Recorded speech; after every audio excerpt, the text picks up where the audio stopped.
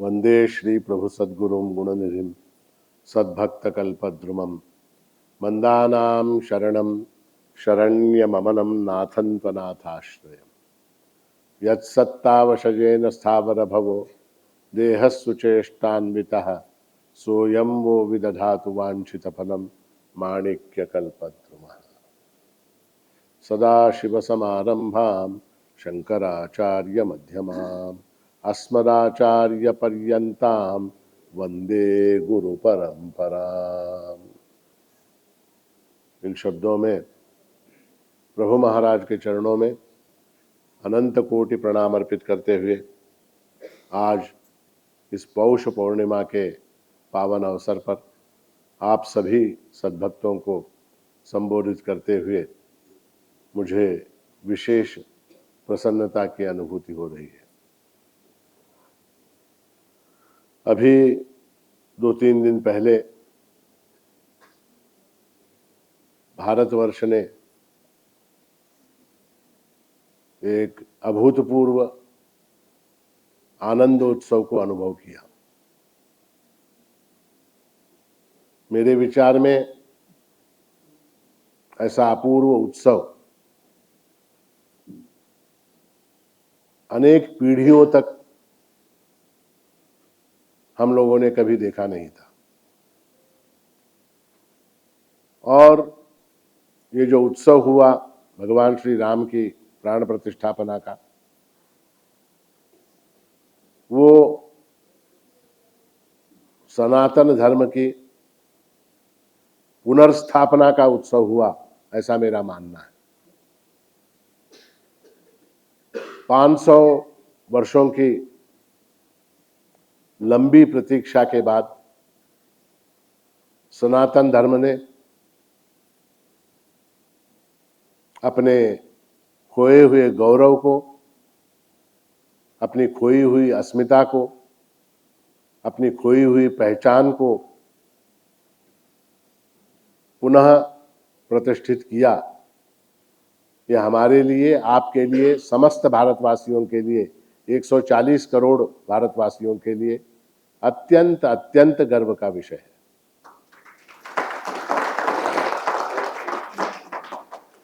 भारत एक धर्म प्रवण देश है और हमारे देश की, हमारे राष्ट्र की कल्पना धर्म के बिना संभव नहीं। पाश्चात्य संस्कृति से प्रभावित होकर कुछ अल्पमति लोगों का कहना यह है कि भारत एक धर्मनिरपेक्ष देश है। भारत न कभी धर्मनिरपेक्ष रहा है, न कभी रहेगा, क्योंकि भारत की आत्मा जो है वो धर्म में बसती है। और देखिए, ऐसा है कि लोग कहते हैं राजनीति में धर्म का प्रवेश नहीं होना चाहिए, अर्थनीति में धर्म का प्रवेश नहीं होना चाहिए, अर्थनीति में, अपना समाज नीति में धर्म का प्रवेश नहीं होना चाहिए। ऐसा है, राजनीति ये शब्द जो है, उस राजनीति में नीति शब्द धर्म का वाचक है। अर्थनीति, अर्थनीति में नीति शब्द धर्म का वाचक है। समाज नीति, समाज नीति में नीति शब्द धर्म का वाचक है। उसमें से नीति को अगर निकाल देंगे हम, राजनीति में से नीति को निकाल देंगे तो क्या बचेगा वहां पर? कुछ नहीं बचेगा। तो ये कहना कि भारत एक धर्मनिरपेक्ष देश है, ये अल्प बुद्धि का परिचायक है। यहां तक कि हमारे जो संविधान के निर्माता रहे, फाउंडिंग फादर जिनको कहते हैं, जिनके अंदर भारत रत्न डॉक्टर बाबा साहेब अम्बेडकर सम्मिलित है, उन्होंने भी कभी भारत को धर्मनिरपेक्ष नहीं कहा। ओरिजिनल कॉन्स्टिट्यूशन में सेक्युलरिज्म ये शब्द नहीं है हमारे यहाँ। ये बाद में कुछ अल्पमति लोगों ने अपने राजनीतिक स्वार्थों के लिए उस शब्द का प्रयोग किया और उसके परिणाम हम आज तक भोग रहे हैं। देखिए, धर्मनिरपेक्ष शब्द का अर्थ होता है अधर्म सापेक्ष। जो धर्म को नहीं मानता वो किसको मानता है? अधर्म को मानता है। या तो आप धर्म सापेक्ष हो सकते हैं या अधर्म सापेक्ष हो सकते हैं। आप धर्म सापेक्ष नहीं है तो इसका मतलब क्या हुआ, आप अधर्म सापेक्ष है। भारत कभी भी अधर्म सापेक्ष नहीं रहा, भारत हमेशा से धर्म सापेक्ष रहा है। और भारत की जो आत्मा है उसका अगर मूर्त रूप कुछ है, उसको अगर हम व्यक्त करें एक शब्द के अंदर, तो वो शब्द बनता है राम। रामो विग्रहवान धर्म। राम क्या है?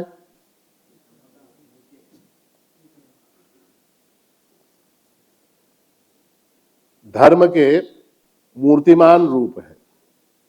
तो इसलिए 22 तारीख को, 22 जनवरी को जो आनंदोत्सव हुआ, वो भारत की आत्मा के अनुरूप, भारत के स्वभाव के अनुरूप, भारत की संस्कृति के अनुरूप, भारत के धर्म के अनुरूप हुआ, जिसका हमें अत्यंत आनंद है, अत्यंत गर्व है। अब ऐसा है कि राम शब्द का अर्थ क्या है? राम शब्द का अर्थ क्या है? क्योंकि सबने जय श्री राम के नारे लगाए, तो उसमें ऐसा है कि हम जब किसी शब्द का प्रयोग करते हैं तो उस शब्द का अर्थ हमको ठीक तरह से ज्ञात होना चाहिए, संपूर्ण अर्थ ज्ञात होना चाहिए, आधा अधूरा नहीं, संपूर्ण अर्थ।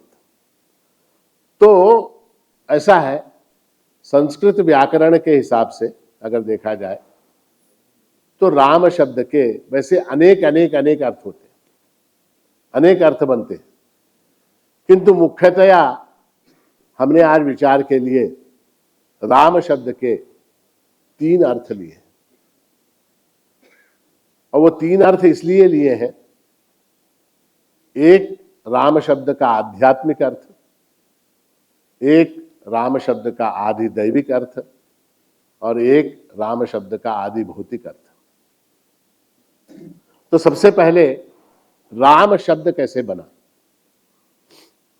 रम धातु से राम शब्द बना। रम क्रीड़ायाम, सर्वांतर्यामितया रमते सर्वेषु इति रामः।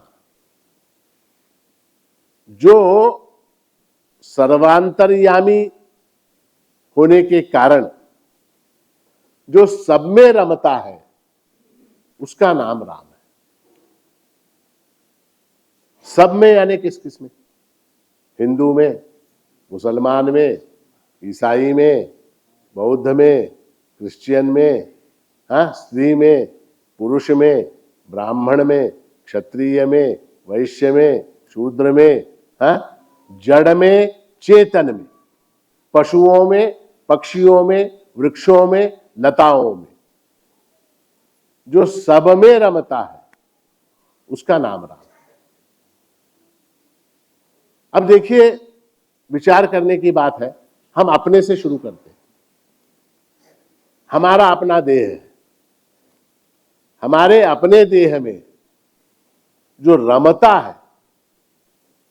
रमता है यानी जो क्रीड़ा करता है, वो राम है। तो हमारे देह में कौन है जो क्रीड़ा करता है, जो इस देह को चलाता है? तो आत्मा है, आत्मा है। उस आत्मा के कारण हम देखते हैं, उस आत्मा के कारण हम सुनते हैं, उस आत्मा के कारण हम बोलते हैं। ये बात मैं कई बार अनेक प्रवचनों में बता चुका हूं कि उस आत्मा के कारण ही ये शरीर जो है वो कार्य प्रवण होता है। इस शरीर को जो शक्ति मिलती है वो उस आत्मा के कारण मिलती है। वो आत्म तत्व ही राम है। सर्वांतर्यामितया रमते सर्वेषु इति राम।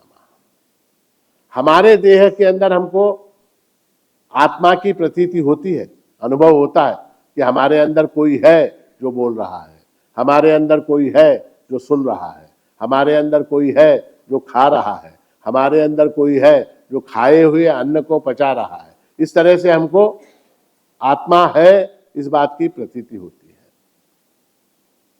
किंतु वृक्षों में, लताओं में, उनके अंदर भी वृद्धि होती है, उनके अंदर भी फल लगते हैं, उनके अंदर भी फूल लगते हैं, उनके अंदर भी सुगंध होती है। और ये सारी जो क्रियाएं वृक्षों में, लताओं में, वनस्पतियों में होती है, वो किसके कारण होती है?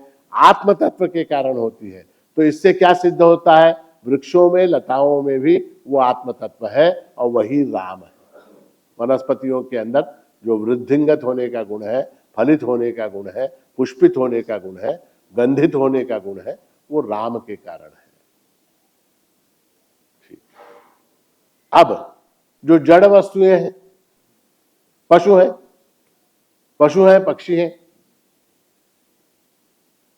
पशु पक्षियों के अंदर, तो पशु पक्षियों के अंदर भी चेतना है।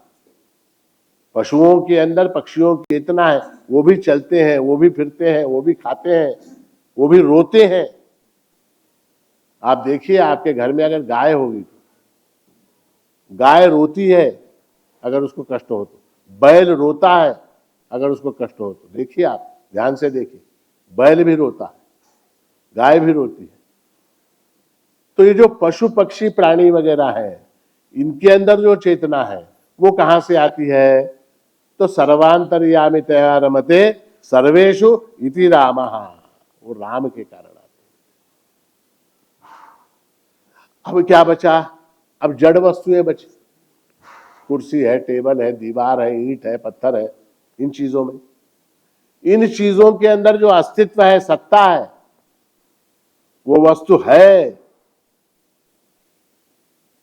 के रूप में सारी वस्तुएं हमको ज्ञात होती है, जड़ वस्तुएं जितनी। उन जड़ वस्तुओं के अंदर जो अस्तित्व है, जो सत्ता है, वो राम है।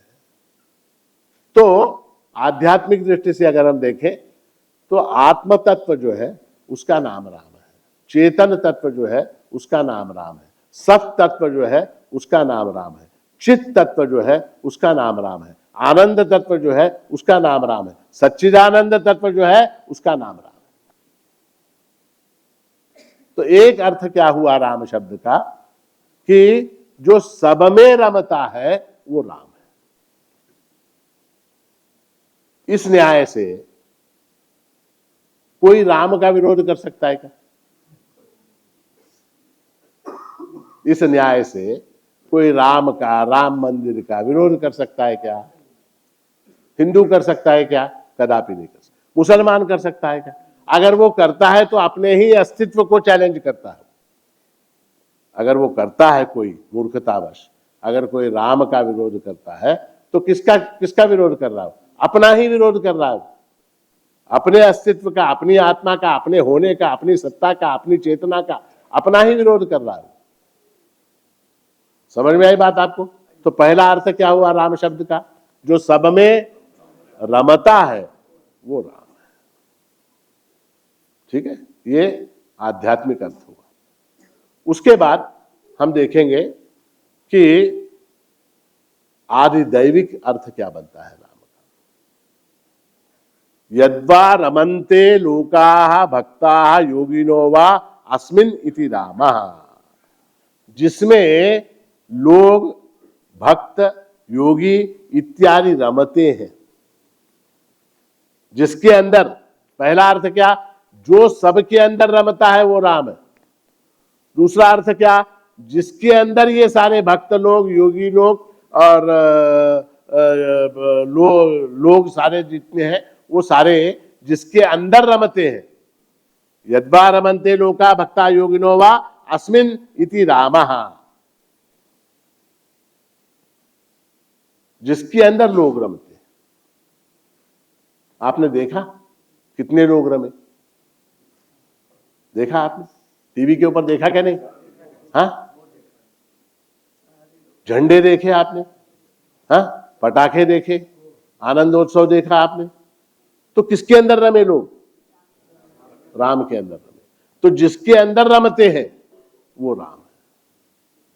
और यहां कहा गया भक्ता, भक्त लोग जिसके अंदर रमते हैं वो राम है। और दूसरा कौन? योगी जिसके अंदर रमते हैं वो राम है। देखिए, पहले के अंदर क्या है? पहले वाला जो अर्थ है, जो सबके अंदर रमता है वो राम है, वो ऐसा है कि वहां कोई क्वालिफिकेशन नहीं है। सबके अंदर रमता है, हिंदू के अंदर, मुसलमान के अंदर, बीजेपी वाले के अंदर, कांग्रेस वाले के अंदर, शिवसेना वाले के अंदर, सपा वाले के अंदर, बसपा वाले के अंदर, सबके अंदर रमता है वो राम। डीएमके वाले के अंदर, सबके अंदर रमता है राम।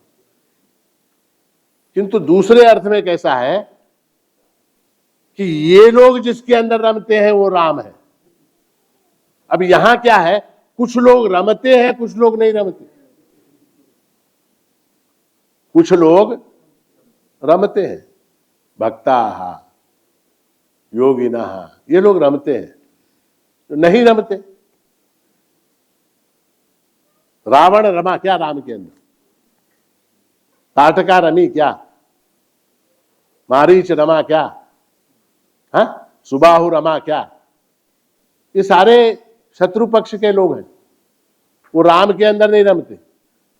जो राम के अंदर रमते हैं, जिसके अंदर भक्त लोग रमते हैं, जिसके अंदर योगी लोग रमते हैं, उसका नाम राम है। रमन्ते योगिनो नन्ते नित्यानंदे चिदात्मनि इति राम पदे नासौ परब्रह्मा विधीयते, ऐसी श्रुति है रामतापिनी उपनिषद। जिसके अंदर भक्त लोग रमते हैं। अब एक और बात है, भक्त लोग क्या केवल राम में रमते हैं? ऐसे बहुत से भक्त हैं जो तिरुपति बालाजी में रमते हैं। ऐसे बहुत से भक्त हैं जो हमारे विठोबा में रमते हैं, पांडुरंग में रमते हैं। बहुत से भक्त हैं जो शिव जी में रमते हैं। बहुत से भक्त हैं जो शक्ति में भगवती में रमते हैं। बहुत से भक्त हैं जो गणपति में रमते हैं। बहुत से भक्त हैं जो प्रभु महाराज में रमते हैं। तो उनका क्या? देखिए, ऐसा है कि भक्ताः योगिनो वा अस्मिन् रमन्ते यद्वा रमन्ते, तो ये जिसके अंदर रमते हैं वो राम है। तो अर्थ क्या हुआ? अब इसका अर्थ क्या हुआ? जिसके अंदर आप रमते हैं वो राम है। उसका नाम कुछ भी हो, उसका नाम जो है पांडुरंग हो, उसका नाम विठोबा हो, उसका नाम बालाजी हो, उसका नाम हनुमान हो, उसका नाम प्रभु हो, उसका नाम शिव हो, उसका नाम दुर्गा हो, उसका नाम गणपति हो, उसका नाम चाहे कुछ भी हो, मगर वो है क्या? वो राम है, क्योंकि आप उसके अंदर रमते हैं। भक्त लोग जो है उसके अंदर रमते हैं, इसलिए वो राम है। ये हुआ राम शब्द का आधिदैविक अर्थ। अब जो है राम शब्द का आदि भौतिक अर्थ क्या है? ऐसा है कि अध्यात्म रामायण में बालकांड के 3 सर्ग में राम के जन्म का वर्णन है। रामनवमी के दिन अगर आपने ध्यान दिया होगा तो हम इस 3 सर्ग का पारायण करते हैं, और उसके अंदर 40वें श्लोक में राम के नामकरण का प्रसंग आता है। और उसमें कहा गया है, यस्मिन् रमन्ते मुनयो विद्यया ज्ञान विप्लवे तम गुरु प्राह रामेति रमणाद राम इत्यपि।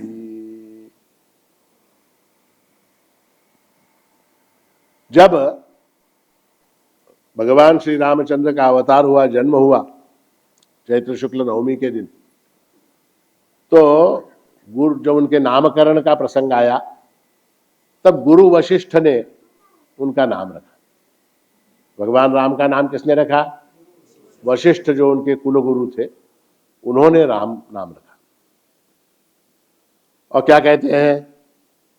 तम गुरु प्राह रामेति रमणाद राम इत्यपि रमयति लोकान भक्तान इति रामः। जो भक्तों को अनुरंजित करता है, जो भक्तों को रमाता है, उसका नाम राम है। रामो रमयताम श्रेष्ठः, ऐसा वाल्मीकि ने राम का वर्णन किया है। वाल्मीकि रामायण रमयताम श्रेष्ठ, रमाने वालों में श्रेष्ठ है। अब मेरा आपसे एक प्रश्न है कि आप किस किस में रमते हैं, बताइए। आप किस में रमते हैं? भजन में रमते, ठीक ठीक। और धन में नहीं रमते? अगर आपको सबको 1-1 लाख रुपए कार्यक्रम होने के बाद बांट दिए जाए, आनंद नहीं होगा? होगा क्या नहीं? धन में रमते हैं क्या नहीं? धन में रमते। स्त्री में रमते हैं क्या नहीं? स्त्री में रमते हैं। पुत्र में रमते हैं क्या नहीं? घर में रमते हैं क्या नहीं? सिनेमा में,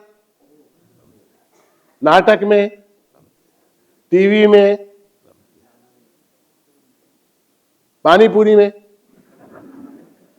रमते हैं क्या नहीं? हाँ? जो चीज आपको आनंद देती है उसके अंदर रमते हैं। रमणाद रामः, जिसके अंदर आप रमते हैं वो राम है। आपको क्या लगता है? आपको ऐसा लगता है कि मैं धन में रमा हुआ हूं,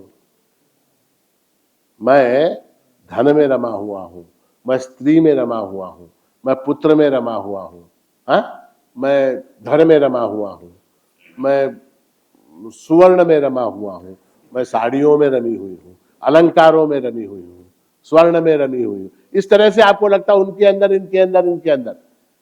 जो जो वस्तु आह्लाद उत्पन्न करती है, जो जो वस्तु सुख उत्पन्न करती है, जो जो वस्तु आनंद देती है, उसका नाम राम है। तो वास्तव में आप किसके अंदर रमे हुए हैं? वो महाराष्ट्र का प्रसिद्ध पद है ना, क्या? हा दिशे स्फुरे जो आनंद, हा विषयी स्फुरे जो आनंद, निहाळिता तोची ब्रह्मानंद, शोधिता पूर्ण ब्रह्मानंद। और दूसरा भी एक महाराष्ट्र का पद है प्रसिद्ध कि दृश्य पाहू जाता,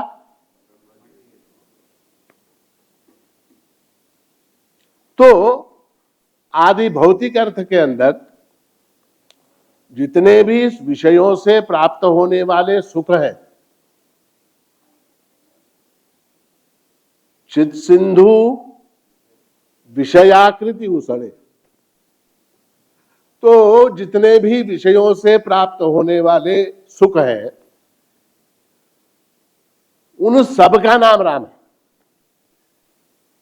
हम उनको अलग अलग नाम देते हैं, ये स्त्री है, ये पुत्र है, ये धन है, सोना है, चांदी है, अमुक है, ये भूमि है, ये प्लॉट है, ये घर है, इस तरह से अलग अलग नाम देते हैं। किंतु रमणाद राम, तो इसलिए जो है रामो रमयताम श्रेष्ठा, और रमाने वाली वस्तुओं के अंदर श्रेष्ठ कौन है? तो राम। रामे रमयताम वरे, वाल्मीकि रामायण में वाल्मीकि कहते हैं रामे रमयताम वरे, रमाने वाली वस्तुओं में सर्वश्रेष्ठ वस्तु राम है। अब उदाहरण वगैरह वो हमेशा मैं देता हूं। आप 10 लाख रुपए आपने गिने, 20 लाख रुपए आपने गिने, 25 लाख गिने, 50 लाख गिने, 1 करोड़ गिने, उसके बाद क्या बोलेंगे? नींद आ रही, मैं सो रहा हूं। उनमें किसी में भी तृप्ति नहीं है। रामे रमयताम वरे, रामो रमयताम श्रेष्ठा, रमाने वालों में राम ही श्रेष्ठ है। और इसलिए राम शब्द के हमने अब क्या देखा? अब तक हमने 3 अर्थ देखे। आध्यात्मिक अर्थ से सर्वांतर्यामितया सर्वेषु रमते इति रामः, सबके अंदर जो रमता है वो राम है। आदि दैविक दृष्टि से हमने क्या देखा? जिसमें भक्त लोग रमते हैं वो राम है, अभक्त नहीं रमते। अभक्त नहीं ना, विभक्त भक्त नहीं। जो विभक्त होता है वो भक्त नहीं होता, अभक्त नहीं रमते। तो जो नहीं रमे उनको भी इस अवसर पर हमको स्मरण कर लेना चाहिए। और तीसरा अर्थ क्या है? रमणाद राम। आदि भौतिक दृष्टि से रमयति लोकान भक्तान इति राम, जो सबको रमाता है वो राम। अब ऐसा है, देखिए, इन तीनों अर्थों से अगर हम देखें तो अर्थ निष्पत्ति क्या होती है? सच्चिदानंद परब्रह्म परमात्मा का नाम राम है। संक्षेप में अगर कहें तो सच्चिदानंद परब्रह्म परमात्मा का नाम राम है। और इस राम नाम को चरितार्थ करने के लिए परमात्मा ने जो अवतार धारण किया त्रेता युग में राम नाम से, उस अवतार के लिए कहा गया कि रामो विग्रहवान धर्मः। धर्म के मूर्तिमंत स्वरूप अगर कोई है वो राम है। अब क्यों इतने सारे अवतार हुए, उनको विग्रहवान धर्मः नहीं कहा गया? कृष्णस्तु भगवान स्वयं कहा गया, किंतु विग्रहवान धर्मः नहीं कहा गया। राम को विग्रहवान धर्मः कहा गया। क्यों? क्योंकि उनके जितने धर्म थे उन सारे धर्मों को उन्होंने पूर्णतया निभाया। अब जैसे राम की कथा तो आपको सबको विदित है, कथा में हम समय का विस्तार नहीं करेंगे। पुत्र धर्म, पुत्र धर्म, पुत्र धर्म क्या है? पुत्र धर्म यह है कि पिता की आज्ञा का पालन करते हुए पिता को पूर्णतः संतोष प्राप्त हो ऐसा आचरण करना, यह पुत्र धर्म है।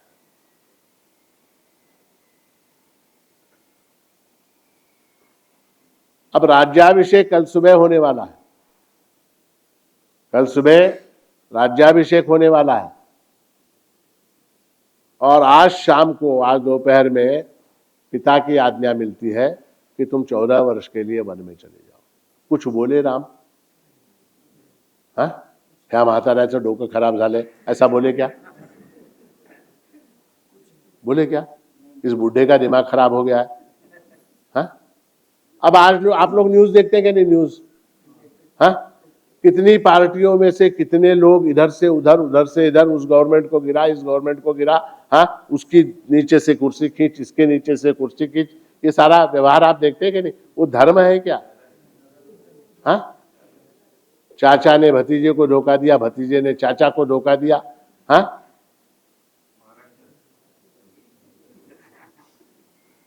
देखते हैं क्या? कहां कहां? पुत्र धर्म, पुत्र धर्म जो है वो पूर्णतया निभाया। उसके बाद क्या? उसके बाद भाई का धर्म, भाई का धर्म। राम कितने भाई थे सब मिला के? 4। हमारे इतिहास में 4 भाइयों की 2 कथाएं हैं।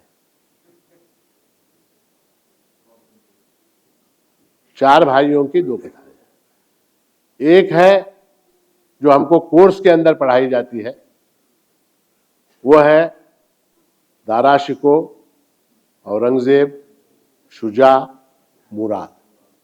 4 भाई। 4 भाइयों ने आपस में परस्पर क्या किया वो हमको कोर्स में पढ़ाया गया है, इतिहास में हमने पढ़ा है। दारा शिको का सर काटकर एक थाली के अंदर सजाकर उसके ऊपर एक कपड़ा ढांपकर वो पुत्र ने अपने पिता को भेजा। पुत्र कौन?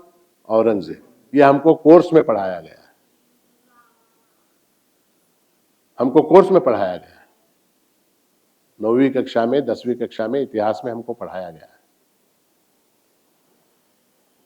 पुत्र का सिर काटकर, दारा शिको का सिर काटकर उसको थाली के अंदर रखकर उसके ऊपर कपड़ा ढांपकर वो जो है अपने बाप को नजराने के तौर पे पेश किया गया।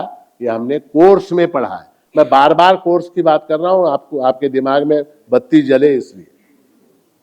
ये 4 भाइयों की कहानी। मुराद को ग्वालियर की जेल के अंदर विष देकर मारा गया, शुजा को धोखे से मारा गया। ये 4 भाइयों की कहानी। किसके लिए?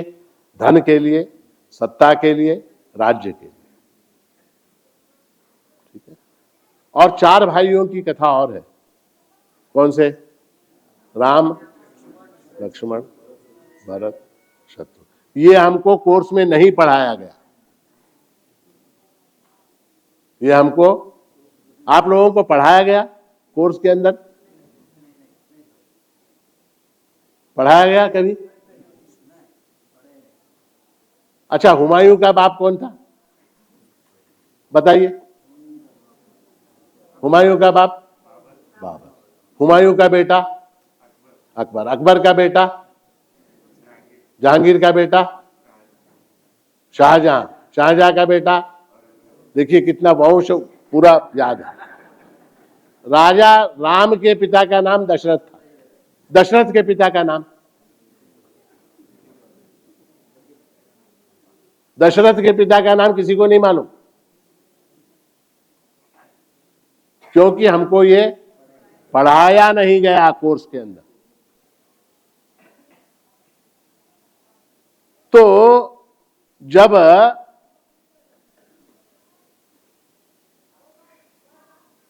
रामायण में प्रसंग है कि जब चित्रकूट में भगवान राम वनवास में थे, उस समय भरत जो है वो रामचंद्र जी को बुलाने के लिए आए कि ये वनवास वगैरह सब गलत बात है, ये अन्याय है, ऐसा नहीं हो सकता, आप वापस चलिए। तो भरत जी आए तो सेना लेके आए, अयोध्या की सेना साथ में। लक्ष्मण ने दूर से देखा भरत जो है वो सेना लेके आ रहे। तो लक्ष्मण ने कहा कि भरत के मन में कपट उत्पन्न हो गया, वो सेना लेके हमको गिरफ्तार करने के लिए आ रहा।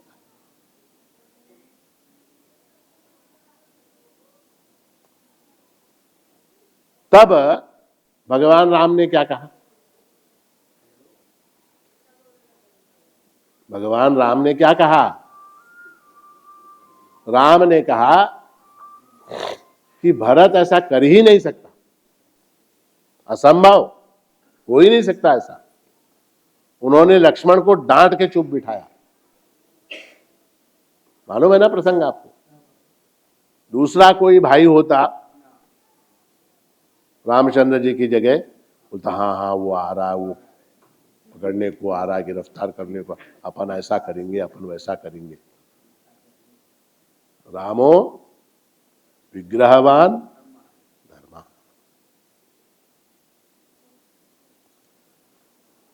अनेक प्रसंग है। पति का धर्म कैसे निभाया उन्होंने? पति का धर्म कैसे निभाया? रामायण उसके लिए साक्षी है। कहते हैं कि जब उनको दशरथ की मृत्यु का समाचार मिला तो रामचंद्र जी ने श्राद्ध किया, अपने पिता का श्राद्ध किया। तो रामचंद्र जी ने जब पिंड प्रदान कर रहे थे तो उस पिंड को स्वीकार करने के लिए नदी में से दशरथ का हाथ प्रकट हुआ, हाथ, उस पिंड को स्वीकार करने के लिए। तो रामचंद्र जी ने उस हाथ के ऊपर पिंड रखने से मना कर दिया। भूमौ दद्यात्, ऐसा शास्त्र वचन है। पिंड को भूमि पर ही रखना चाहिए, हाथ में देने का शास्त्र नहीं है। बाप मांग रहा है पिंड, हाथ उठाकर। तो ये भगवान राम के चरित्र में ये जो ऐसे अनेक प्रसंग हैं वो उनको धर्म का मूर्तिमान स्वरूप बनाती है। शिष्य का धर्म, विश्वामित्र जी ने जब यज्ञ की रक्षा के लिए राम और लक्ष्मण को मांगा दशरथ जी से, अपने साथ लेके गए, तो उन्होंने शिष्य का धर्म निभाया। रोज रात को सोने से पहले रामचंद्र जी विश्वामित्र के पैर दबाते थे।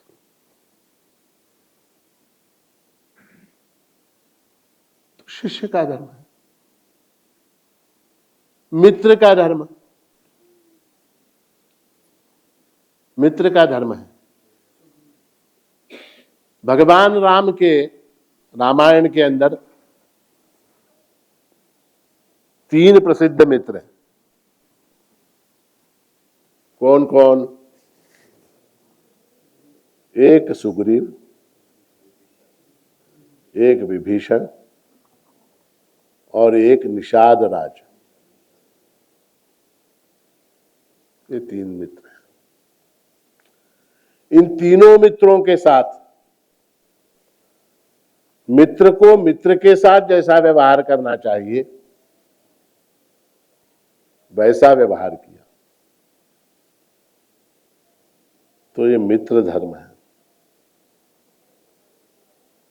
और उसके बाद एक शत्रु का भी धर्म होता है। शत्रुता का भी एक अपना धर्म होता है। शत्रुता जब निभाई रावण के साथ तो पूरी तरह निभाई, पूरी तरह निभाई शत्रुता। वो है रामायण का प्रसिद्ध प्रसंग है कि जब रावण घायल हो गया, गिर गया, तो भगवान राम ने लक्ष्मण से कहा कि वो जो रावण है वो कोई मामूली आदमी नहीं है, वो शास्त्रों का ज्ञाता है, महापंडित है, प्रकांड पंडित है, मरने वाला है। अच्छा है कि तुम उसके पास जाओ और कुछ थोड़ी सी राजनीति की, धर्म नीति की शिक्षा लो उसके पास। तुम जाओ रावण के पास और जाके उससे कहो कि कुछ उपदेश दे। तो लक्ष्मण गए। रावण लेटा हुआ था, गिरा पड़ा था, बाण लगे थे, खून बह रहा था। तो लक्ष्मण जाके रावण के सिर के पास खड़े, रावण के सिर के पास खड़े हो गए और उन्होंने कहा कि भैया ने भेजा है मुझे आपसे कुछ उपदेश प्राप्त करने के लिए। तो रावण महापंडित था, रावण कोई मामूली आदमी था क्या? रावण ने कहा कि जाओ तुम्हारे भैया के पास वापस जाओ और थोड़ा सा और सीख के आओ तुम, तब मैं बताऊंगा। वापस भेजा। वापस आने के बाद रामचंद्र जी ने पूछा कि क्या हुआ, उपदेश दिया रावण ने कुछ? तो लक्ष्मण बोले नहीं, वापस भेज दिया मुझे। बोले क्यों वापस भेज दिया? बोले पता नहीं, वो आदमी जो है घायल पड़ा हुआ है, शायद उसका दिमाग खराब हो गया, कुछ हो गया उसका, वापस भेज दिया। बोले अब क्या? बोले अच्छा ऐसा है, तुम गए वहां पर तो कहाँ खड़े थे? बोले मैं उसके सिर के पास खड़ा था। यही गलती तुमने की, तुमको कहाँ खड़ा होना चाहिए था? पैर के पास खड़ा होना चाहिए था। जाओ वापस जाओ। तो वापस गए लक्ष्मण और पैरों के पास खड़े रहे और विनम्र भाव से पूछा कि कुछ उपदेश दीजिए। तो रावण ने कहा कि राम के साथ युद्ध में मैं क्यों हारा? मैं क्यों हारा? मैं कोई मामूली पराक्रमी हूं क्या? मेरे में शौर्य की कमी है क्या? मेरे में बल की कमी है क्या? मेरे में तेज की कमी है क्या? मेरे में शस्त्र चलाने की विद्या में कमी है क्या? किस बात की कमी है जो मैं राम से हारा? ऐसे नहीं हारता मैं, किस बात की कमी है? तो लक्ष्मण ने कहा कि महाराज आप ही बताइए क्या हुआ। तो क्या बोले मालूम रावण क्या बोला? रावण बोला कि क्या मेरा भाई विभीषण मुझे छोड़ के चला गया है और उसका भाई तू उसके साथ था, ये फर्क है, ये फर्क है। क्योंकि रावण को मारने की कला, रावण को कैसे मारा जाए, ये विभीषण ने ही राम को बताया। अगर विभीषण नहीं बताते तो राम जो है 22 जनवरी 2024 तक भी रावण को नहीं मार पाते, नहीं मार। रावण को कहाँ मारना है, किस तरह से मारना है, किस विधि से मारना है, कैसे मारना है, ये विभीषण ने बताया, तभी रामचंद्र जी मार सके। तो इसलिए रावण ने कहा कि उसका भाई उसके साथ था, इसलिए उसको विजय प्राप्त हुई। मेरा भाई मेरे साथ नहीं था, इसलिए मुझको पराजय स्वीकार करनी पड़ी। तो शिष्य का धर्म है, राजा का, शत्रु का धर्म है, तो शत्रु का धर्म भी निभाया। जब तक युद्ध करना था तब तक खूब युद्ध किया, और जब उससे ज्ञान प्राप्त करना था तो उससे ज्ञान भी प्राप्त करवाया लक्ष्मण। तो शत्रु का धर्म हुआ। और उसके बाद आता है राजा का धर्म। राजा का धर्म, आजकल हम लोग डेमोक्रेसी की बात करते हैं, आवाज है खल्क को नकार है खुदा समझो, डेमोक्रेसी डेमोक्रेसी डेमोक्रेसी, सबसे उसकी बात सुनो, इसकी बात सुनो, उस वर्ग की बात सुनो, इस वर्ग की बात सुनो। तो राम ने राजा का जो आदर्श प्रस्तुत किया, एक मामूली आदमी, एक धोबी, उसके मत को भी मान दिया। उस विषय में बहुत कंट्रोवर्सी है, हम उस कंट्रोवर्सी में नहीं गिरेंगे, किंतु एक मामूली धोबी, उसके मत को भी राजा ने मान दिया। कितना बड़ा धर्म का आचरण है वो। इतिहास में, विश्व के इतिहास में, मैं इतिहास शब्द जानबूझ के इस्तेमाल कर रहा हूं, पुराण नहीं कह रहा, इतिहास, क्योंकि ये सच्ची घटना है, ये हो चुकी है। रामायण जो है वो घटित हुआ है, उसके प्रमाण है, आस्था है, विश्वास है, श्रद्धा है। कुछ लोगों ने कहा कि हुआ ही नहीं, कुछ लोगों ने अदालत में जाके कहा कि ये तो हुआ ही नहीं, काल्पनिक है राम, राम काल्पनिक है। अगर काल्पनिक भी है तो भी ऐसे कैरेक्टर की कल्पना करना असंभव है। राम को अगर कुछ लोग काल्पनिक मानते हैं तो उनकी कल्पना से भी अतीत है। तो ऐसे भगवान राम है जो हमारे आपके सबके दिल में बसते हैं, और हम उनके अंदर बसते हैं, वो हमारे अंदर बसते हैं। उदाहरण क्या? तो हमेशा मैं जो उदाहरण देता हूं वही, हवा के अंदर गुब्बारा, गुब्बारे के अंदर हवा, यही उदाहरण यहां एप्ट बैठता है। अब थोड़ा सा विचार हम ये करेंगे कि हमारे प्रभु महाराज ने राम के विषय में क्या कहा है और क्या लिखा है। तो सबसे पहले शनिवार के भजन में एक प्रसिद्ध ऐसी रचना आती है। शनिवार के भजन का प्रारंभ होता है वहां से कि देई मला इतुके रघुराय। इतुके यानी इतना, इतुके यानी कितुके, कितना? तो मति उपजो तुझिया गुण गाया, इतना ही लो बस, कि मेरी बुद्धि में तुम्हारा गुणगान करने की बुद्धि उपजे, तुम्हारा गुणगान करने की मति उपजे, बुद्धि उपजे, इतना मुझे दो, ऐसी प्रार्थना की। और प्रभु महाराज कहते हैं सत्संगत सदगुरुची सेवा निशिदिनी घड़ो मज लागी देवा।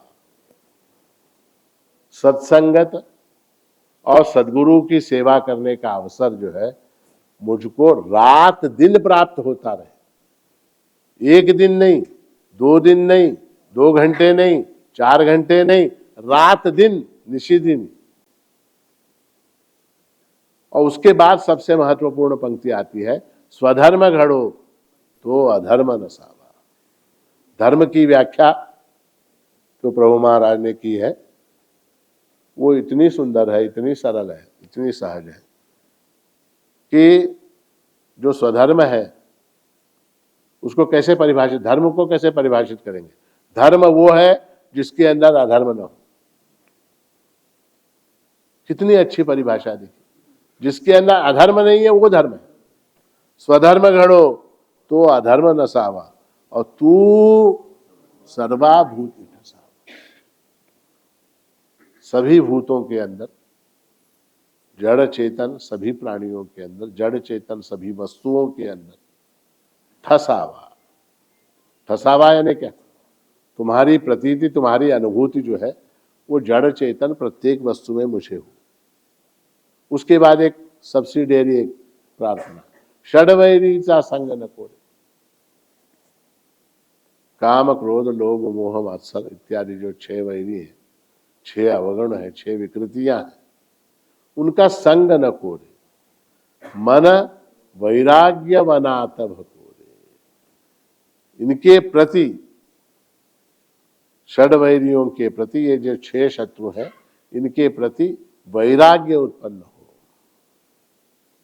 माणिक मणे प्रभु केची दे, प्रीति जड़ो तुझी आने पाए। अब देखिए, बाकी सारी बातें आसान है, बाकी की बातें जो है ना वो कंपैरेटिवली इजी है। षड्वैरीचा संग न कोरे, सदगुरुची सेवा घड़ो, हाँ वगैरह, ये सारी चीजें आसान है, थोड़ी थोड़ी आसान है, अत्यंत कठिन है किंतु आसान है। किसके मुकाबले? प्रीति जड़ो तुझिया निज पाई।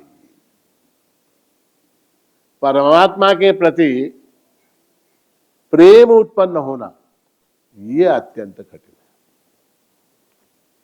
भागवत में भी भगवान ने कहा है कि भगवान जो है वो मुक्ति आसानी से दे देते। भगवान ने स्वयं कहा है, दत्त जयंती में मैंने इसका विस्तार किया कि मुक्ति जो है वो आसानी से दे देते हैं, किंतु भक्ति आसानी से नहीं देते। भक्ति नहीं देते, प्रीति नहीं देते। वो प्रीति जो है वो उत्पन्न हो। कैसे उत्पन्न होगी वो प्रीति? कैसे उत्पन्न होगी प्रीति? कैसे उत्पन्न होगी? प्रीति को उत्पन्न किया जा सकता है क्या? कोई इंजेक्शन दे सकते हैं क्या? कोई गोली खा सकते हैं क्या? कुछ खाने से प्रीति उत्पन्न होगी क्या? कोई इंजेक्शन लेने से होगी क्या? क्या करेंगे उसके लिए? वो भाग्य से उत्पन्न होती है प्रीति, भाग्य से उत्पन्न होती है। गोचिडासी काय क्षीर त्याचे भक्ष्य असे रुधिर, हे तो ज्याचा तोची जाणे, एरवी ते काय बाणे।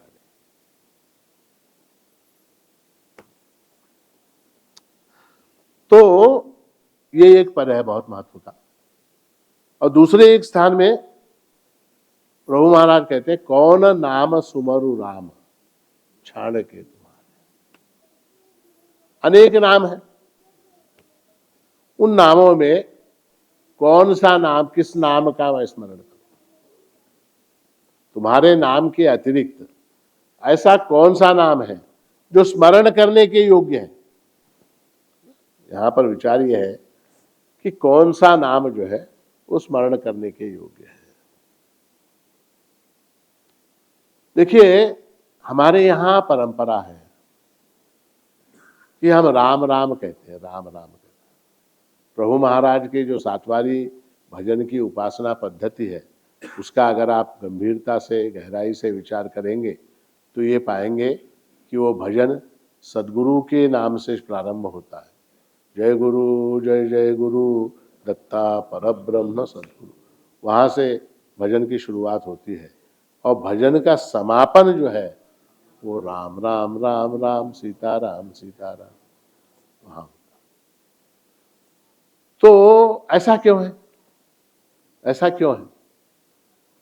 तो ऐसा है कि ऊपर जितना भजन है, गुरुवार का भजन, शुक्रवार का भजन, शनिवार का भजन, मंगलवार का भजन, जो भी भजन है, वो सारा भी अगर नहीं किया, वो सारा भी अगर नहीं किया, तो भी अंत में राम राम राम राम सीता राम सीता, क्योंकि आप मानो इसके बाद प्रसाद आने वाला है, सारे लोग एकदम से सचेत हो जाते हैं।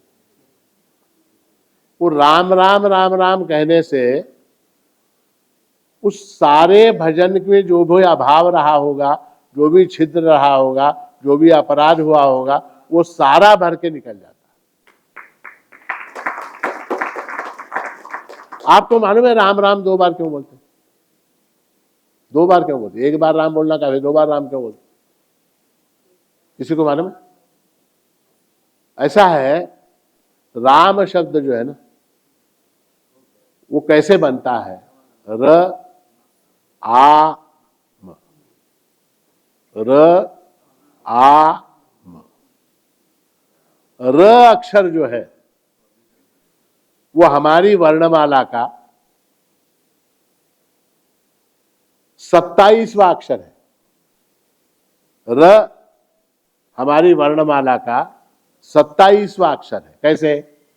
क ख ग घ घ, गिनते जाइए, च छ ज झ य, ट ठ ड ढ न, त थ द ध न, प फ ब भ म, य र, पाता पाता 25 आणि 2 27। र हमारे वर्णमाला का 27वां अक्षर है।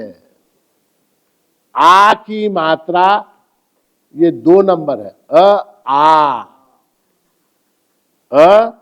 आ।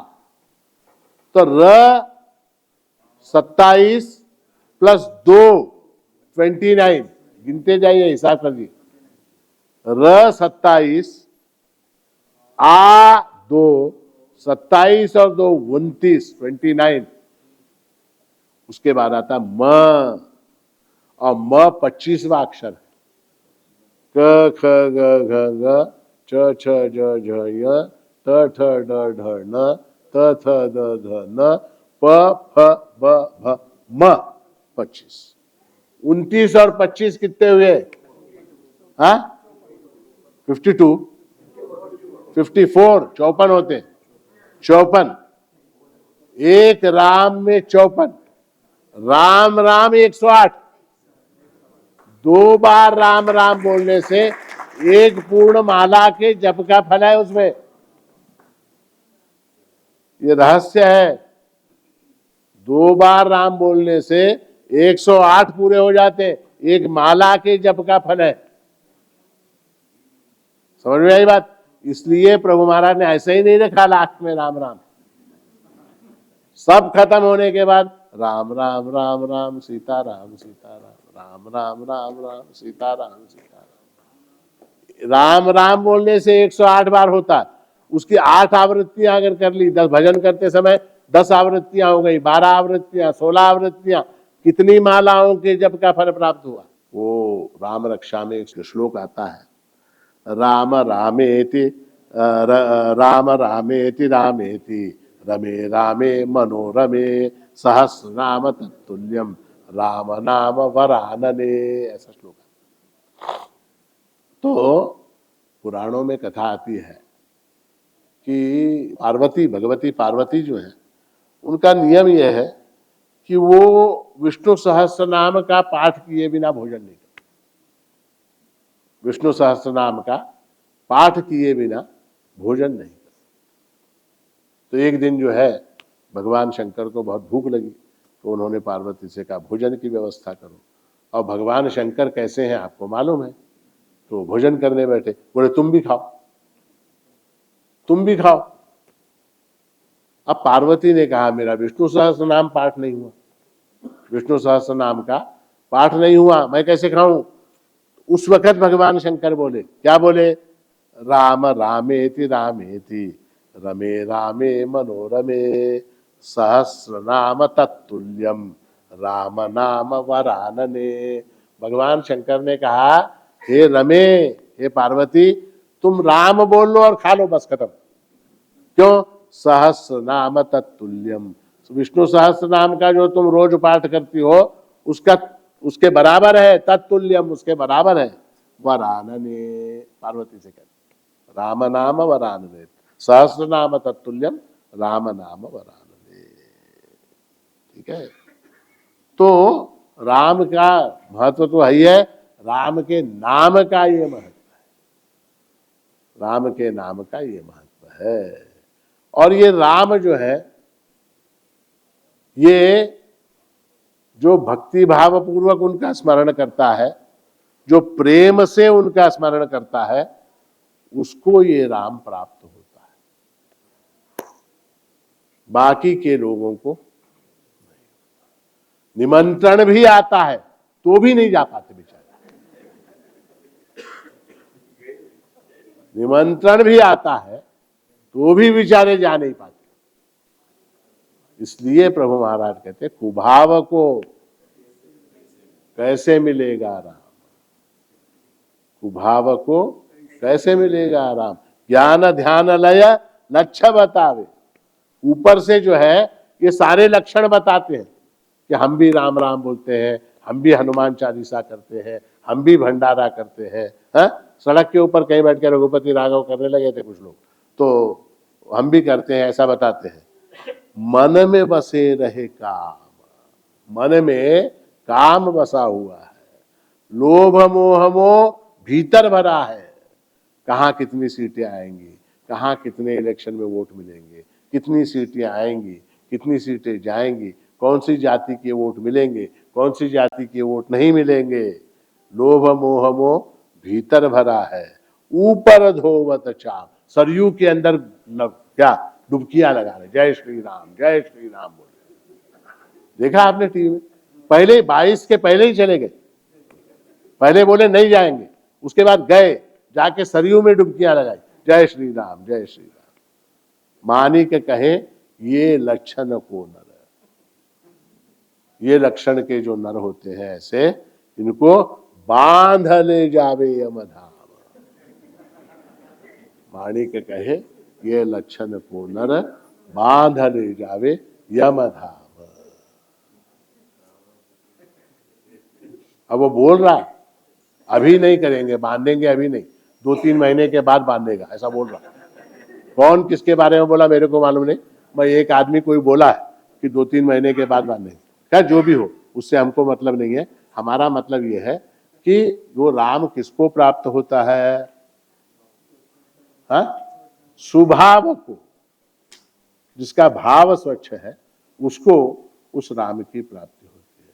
तो संक्षेप में प्रभु महाराज ने यह भी कहा कि मानिक कहे सदगुरु प्रताप से मिल गया मंगल धाम हमारा, क्या किसी से काम हमारा, हमको क्या करना हो समझे, किसका क्या हुआ, किसका क्या हुआ, किसको कितने वोट मिले, किसको कितनी सीट मिले, इससे हमको क्या करना है, हमारा क्या, हमारा कोई मतलब नहीं। क्या किसी से काम हमारा, लय लागा साहेब से हमारा।